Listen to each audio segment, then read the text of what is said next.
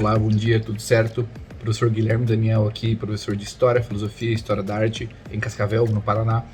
E eu vim falar com vocês aqui sobre o tema que vocês mais pediram para a filosofia, que é Aristóteles e a filosofia antiga. Claro que filosofia antiga é um tema muito abrangente, a gente não consegue falar sobre tudo, então eu vou focar mais no Aristóteles, beleza? Vamos lá. Para entender Aristóteles, a gente tem que entender a importância dele para o nosso mundo, porque ele é pai de uma teoria metafísica que é o materialismo. Ele é o primeiro materialista, basicamente.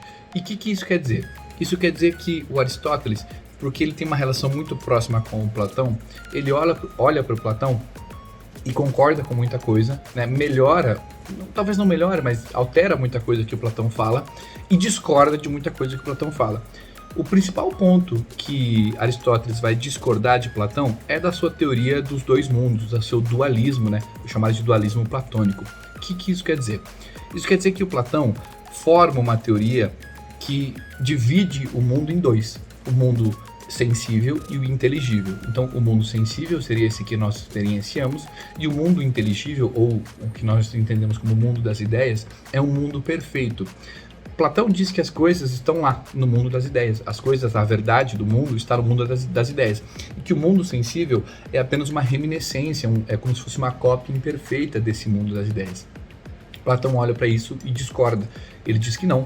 Nós vivemos agora em um mundo que nós podemos conhecê-lo através dele mesmo, né? O mundo é material e conhecemos as coisas através delas mesmas, através da matéria. Para isso, ele vai desenvolver uma teoria que é chamada de teoria das causas. Ele vai entender o quê? Primeiro, que as coisas têm causas, ou seja, se você questiona elas chegam em algum lugar, elas chegam em uma explicação sobre elas mesmas. Vou dar um exemplo para vocês entenderem aqui. Vou pegar uma garrafinha d'água. Se eu faço um questionamento para essa garrafinha, obviamente que ela não vai me responder, mas eu respondo por ela, eu entro nessa teoria das causas, que serão 4 movimentos ou 4 perguntas que você faz a ela.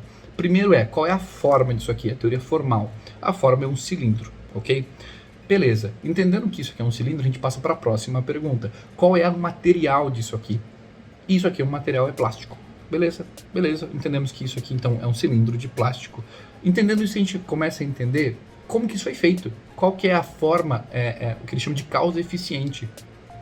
Então a causa eficiente, ou seja, o que modificou isso aqui, o que trouxe isso aqui à vida ou ao mundo, vai ser uma indústria.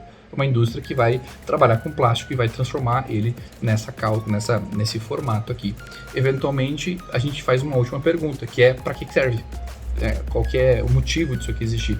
Isso aqui é feito para guardar água, para, enfim, conter líquidos.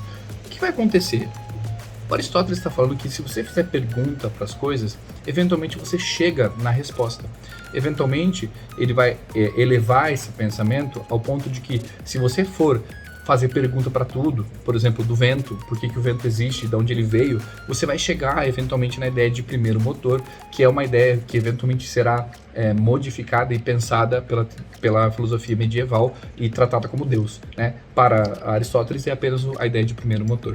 Outra coisa que a gente tem que entender e lembrar do Aristóteles é a noção de ato, potência e de essência e acidente. Vamos lembrar aqui que é bem rapidinho e é bem facinho. Então, ato e potência é muito tranquilo, porque ato é o que é atual. E potência é o que tem potência de ser, o que é a possibilidade de ser. No caso, vocês são ato estudantes, todos vocês são estudantes, mas são potenciais médicos, advogados, arquitetos, professores, enfim, o que vocês desejam fazer, né, como carreira de vocês, como vida de vocês. E aí você entra na ideia da essência e do acidente. E talvez essa seja a teoria do Aristóteles que mais impregna o nosso mundo, né? A ideia de que as coisas possuem uma essência imutável. Então, essência é tudo que não muda.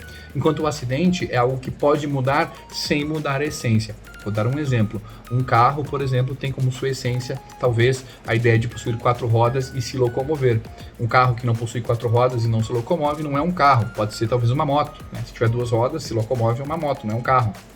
E um acidente? Acidente seria, então, qual é a marca do carro, a forma do carro, se ele é uma picape, uma SUV, um carro esportivo, o que você quiser. Isso seria então um acidente desse carro, que modifica sem mudar a essência do carro, beleza? Aristóteles tem muita coisa para falar, não teria tempo de falar isso em 5 minutos, mas eu trouxe esses 2 pontos que eu acho bem importante para vocês lembrarem, beleza? Venham todos ver o Aulão 360, participem, é muito bacana e boa sorte para vocês nas provas e vai dar tudo certo. Fica junto, tamo junto, valeu e até mais.